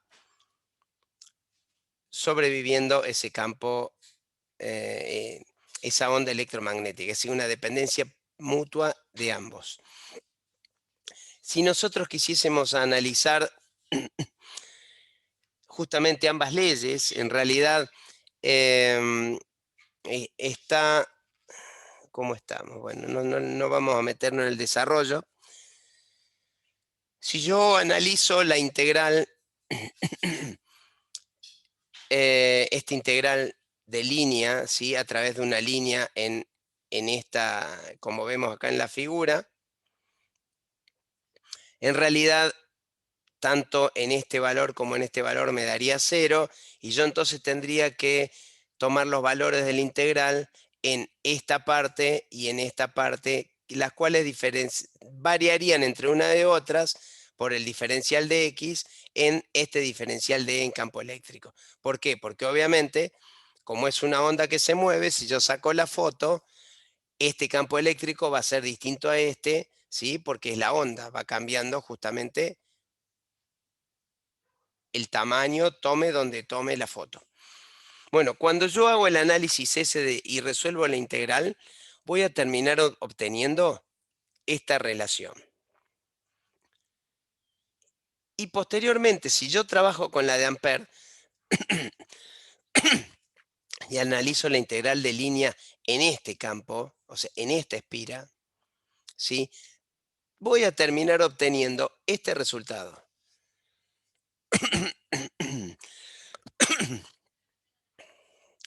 Es decir, me termina dando la dependencia. La demostración está en el Serway, ahí en esa página. Es bastante simple porque ya los desarrollos que vimos en Física 2 con integrales de línea me permiten interpretarlo. Entonces, dada estas ecuaciones, esperen que abrí el otro PowerPoint acá.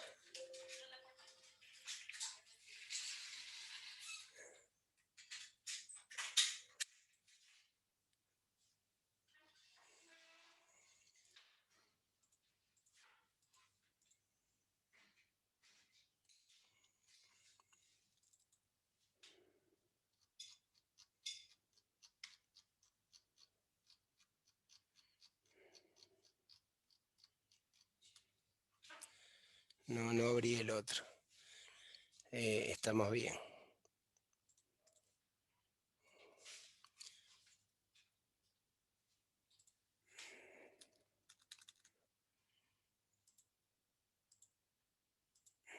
Bien, dadas entonces ambas ecuaciones, yo termino teniendo este diferencial de x mu sub 0 epsilon 0, ¿sí? Estas dos ecuaciones.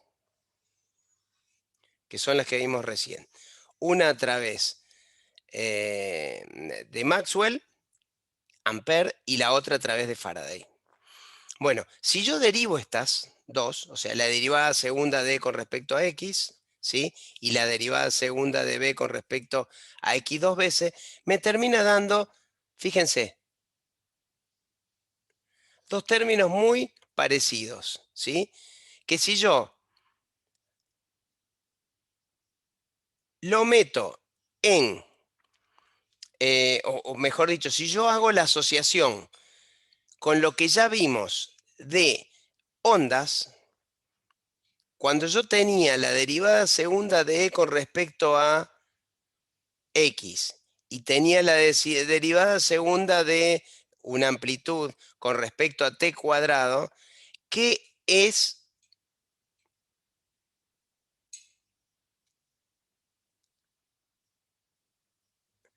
este término?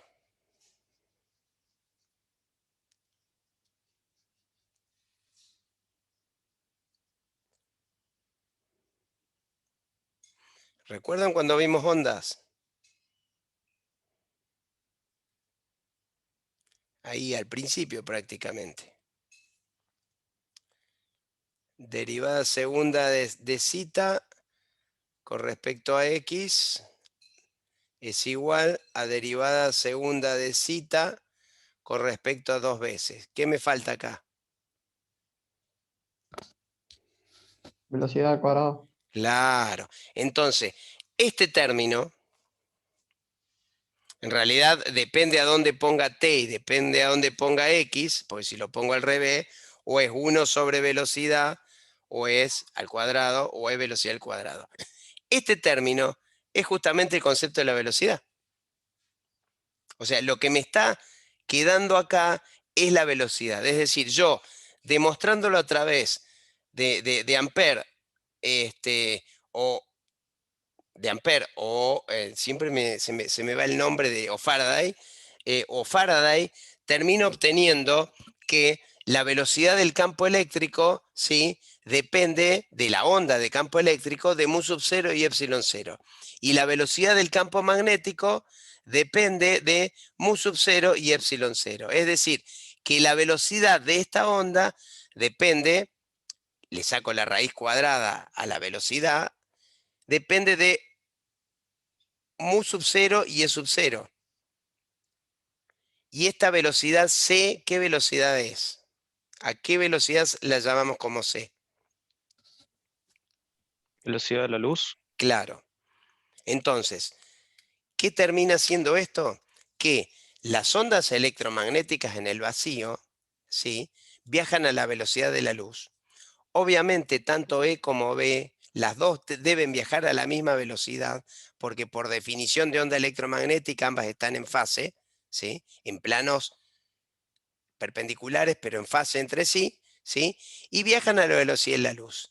Y, casualidad, la velocidad de la luz está definida por dos constantes físicas.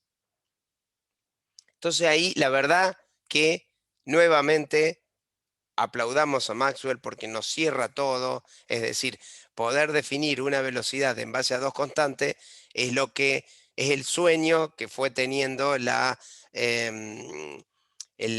buró del sistema de unidades para poder definir todas sus unidades básicas en base a constantes universales. La velocidad de la luz se define de esa forma. De ahí que estos valores epsilon 0, mu sub 0, sean tan utilizados en todo lo que es física. De hecho, epsilon 0 habrán visto que lo vemos desde que inicia física 2, ¿sí?, y hasta nos planteamos por qué razón hacemos 1 sobre 4pi epsilon 0 y todo eso lo mantenemos así en vez de usar directamente un número que le pongamos una constante. Bueno, porque este epsilon 0 justamente es este epsilon 0. Es decir, afecta a todo el electromagnetismo y entra en todos lados. Como conclusión, entonces, independientemente de esta demostración, una demostración hecha para ingenieros, digamos, porque en realidad es a través de fórmula y tomando algunos simplificaciones, pero la realidad es que la velocidad de la luz es esto, ¿sí? Entonces tengamos como concepto que ambas ondas se mueven a la misma velocidad y a la velocidad de la luz en el vacío. ¿Cuándo? Se mueven en el vacío. Bueno, hay otra forma de demostrarlo. En realidad yo planteo las dos ondas, ¿sí? Como ya hemos visto, ¿sí? Obviamente sé el número de ondas, sé el omega, entonces hago el cociente entre omega y k y termina dándome lambda por F, y lambda por F yo sé que es la velocidad. Es decir, ahí yo saco la relación entre velocidad, longitud y frecuencia para una onda electromagnética, que al ser C constante, cuando varía la frecuencia, varía la longitud de onda. Cuando una crece, la otra baja.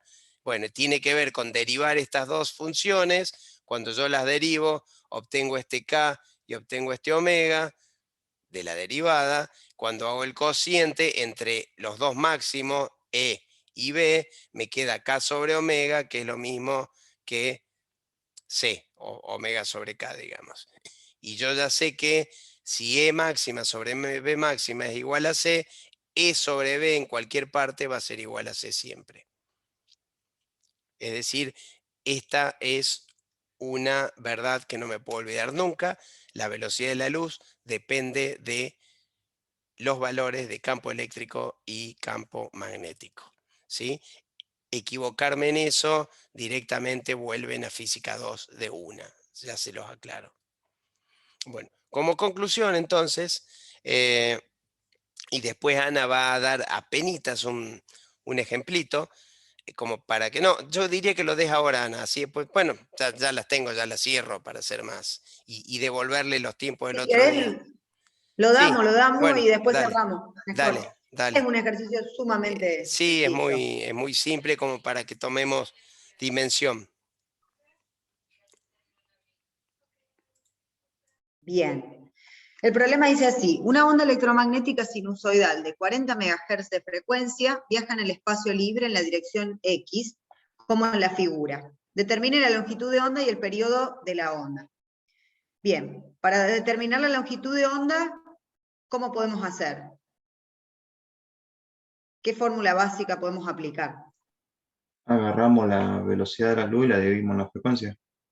Perfecto. Conocemos la frecuencia, que es 40 MHz, conocemos la velocidad, que es c, y calculamos, como bien dijeron, la longitud de onda, b sobre f, nos da 7,5 metros. Para calcular el periodo, 1 sobre la frecuencia.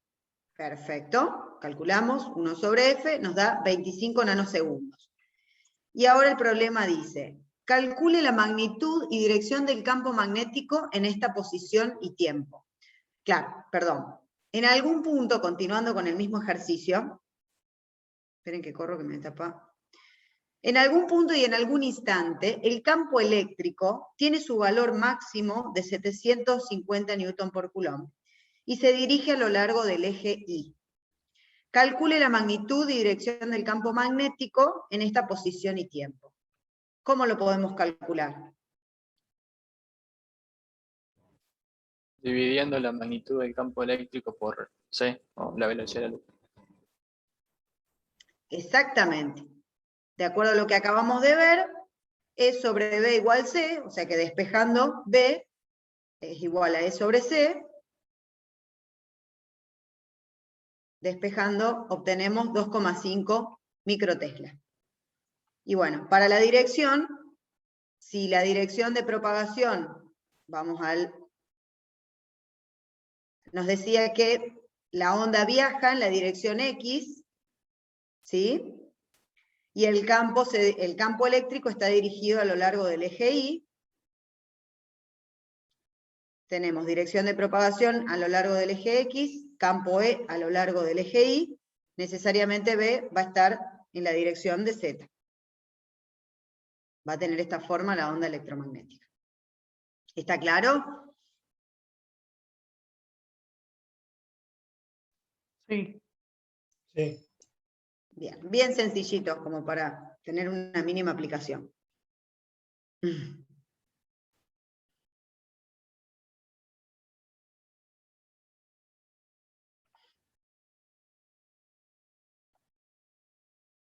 Bueno, entonces, como conclusión al tema, y después ya, Ana, te encargas de resumir, únicamente las ecuaciones 3 y 4 de Maxwell son las que nos sirven para el análisis de una onda electromagnética. Recordemos que las ondas electromagnéticas en el vacío van a la velocidad de la luz, o van a C. En realidad la luz es una onda electromagnética, por eso se dice, pues se determinó con la luz la velocidad. Vemos que E y B, ¿sí?, de una onda electromagnética plana son perpendiculares entre sí y perpendiculares a la dirección de propagación, es decir, al eje X en este caso, y la relación entre ellas es E sobre B en cuanto a la velocidad. Y obviamente, esto no lo explicamos, pero sí, como todo fenómeno ondulatorio, le corresponden las propiedades ondulatorias que hemos estado viendo en los sistemas anteriores, es decir, el principio de superposición. O sea que si yo agrego otro plano ondulatorio y en el momento que se interfieren, se van a producir todas las cuestiones que hemos visto antes, hasta la de generar una onda estacionaria, por ejemplo, ¿no? En microondas. Bien.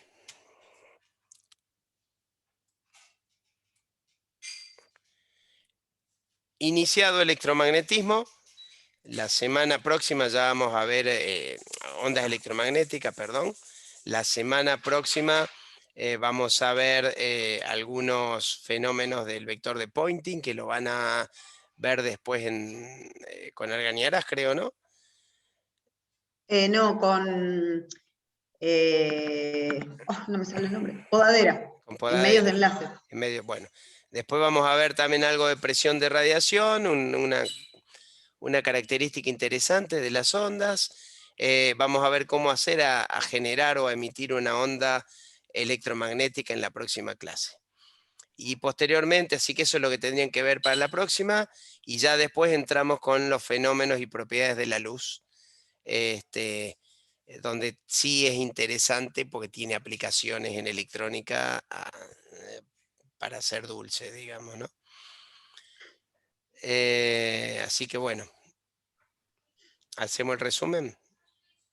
¿Alguna duda quedó respecto de lo que vimos recién, antes de hacer el resumen?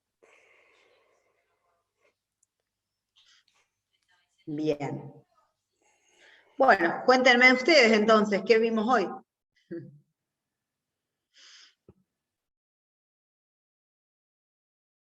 Ondas en el agua. Bien, muy bien. ¿Y qué vimos, básicamente? Cómo se comportan en aguas profundas o en aguas poco profundas. La energía de las ondas. Muy bien, muy bien. En aguas profundas, por ejemplo, ¿de qué dependía fundamentalmente la velocidad de propagación? ¿De ¿Se la longitud de acuerdan? onda? De la longitud de onda y de la gravedad, muy bien. Y en aguas poco profundas, cuando hablamos de longitudes de onda muy, muy pequeñitas, ¿qué era lo que más influía? Había mucha altura. La tensión Claro, superficial. la tensión superficial, exactamente. Y cuando eran longitudes de onda medianas, digamos, no bien pequeñitas, sino de, por decir un valor, más de 20 centímetros, por ejemplo, más de 10 centímetros. De la profundidad. De la profundidad, exactamente. Muy bien. Y después, ¿qué más vimos?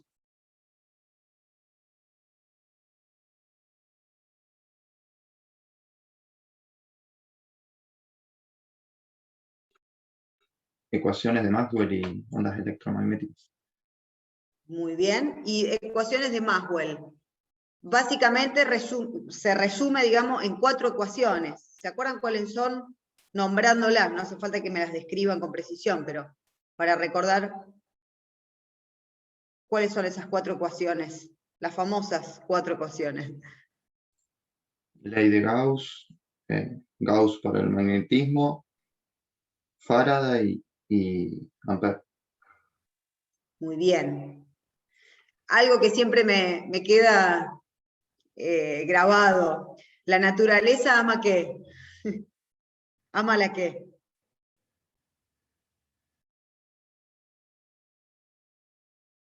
Acuérdense del Taj Simetría. Mahal.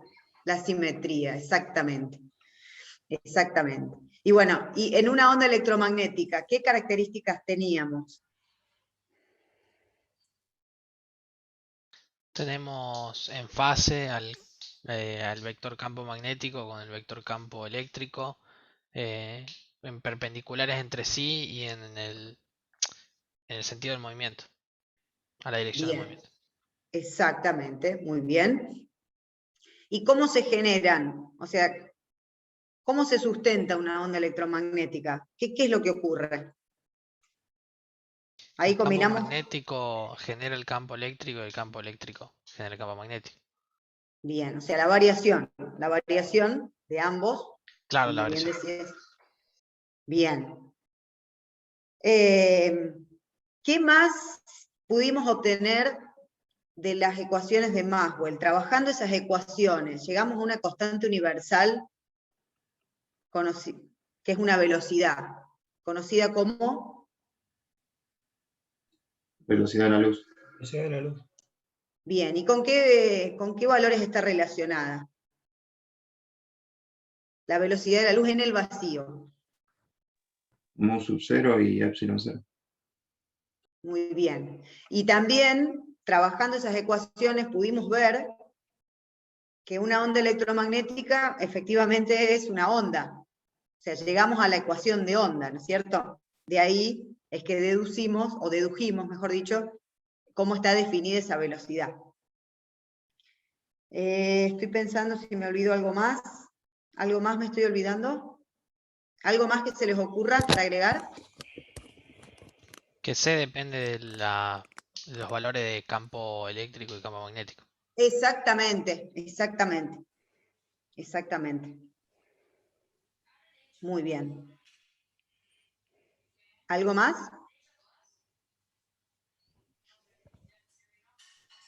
No, pero yo tengo una pregunta. O sea, eso de que los campos están en fase, de que tienen la misma magnitud, o no la misma magnitud, pero que están siempre en fase, o sea, ¿eso es siempre o solamente para las ondas planas que vemos ahora? No, es siempre. A ver, el análisis fue para una onda plana, como para interpretarlo, pero la onda electromagnética siempre va a tener E y B de manera en fase, porque así se genera, si no desaparecería. Si yo le absorbiese de alguna manera uno de los dos, deja de existir la onda como tal. Porque no te olvides que en el vacío no tenemos otra forma de sostenerlo. Siempre van a estar en fases ambos vectores, digamos. Claro. Tranquilamente, en vez de ser una plana, podría ser, sí, una onda totalmente lineal. O sea, un solo vector de I B. No sé cómo lo podríamos armar, pero ponerle en una fuente puntual que emita ondas electromagnéticas y que se dispersan de manera esférica, ¿sí? Si vos analizás en la superficie de esa esfera y tomases en esa superficie un área chiquitita, como hacía en física 2, viste cómo hacemos con Gauss, qué sé yo, y ahí medís cómo está el campo E y el campo B en esa superficie, te van a dar que ambos están en fase, ¿sí? En un plano paralelo, perpendicular a, pues si es una esfera que se agranda, la velocidad sale hacia afuera, radialmente, digamos, ¿no? Y verías el plano E y B perpendicular a ese eje que sobresale hacia afuera, al radio, y justamente los medirías perpendicular unos a otros y los dos en fase. O sea, es por definición así la onda electromagnética.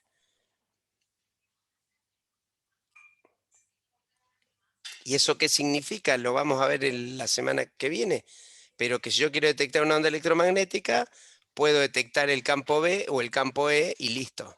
Y yo ya sé, sé lo que tengo, digamos, ya la mido. Ya puedo saber el valor, la potencia y todo lo demás, que es lo que vamos a ver. Buena pregunta esa, Mariano.